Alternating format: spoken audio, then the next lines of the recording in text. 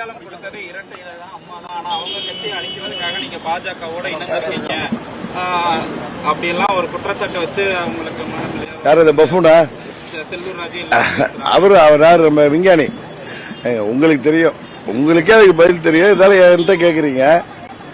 அதிமுக பொதுச் செயலாளரா துணை பொதுச் செயலாளரா எங்களை ஆக்கிட்டு நீங்க கட்சியை விட்டு நீக்கினதும் நாங்க போய் விரல சப்பிட்டு உட்கார முடியாது. துரோகிகள் கையில கட்சி இருக்கு.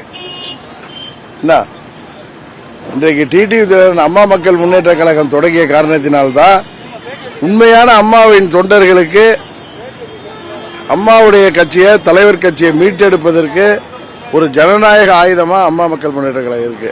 நீங்க கேட்கலாம், ஆர்கே நகர்ல ஒன்னிதானே ஜெயிச்சிங்க, மக்களவை தேர்தலில் ஜெயிக்கலையே, சட்டமன்ற பொது தேர்தல் அப்போ எங்களை மூணாவது அணியா மக்கள் நினைச்சாங்க. இப்பொழுது முதல் அணியிலே வந்துட்டோம். இப்ப பாருங்க,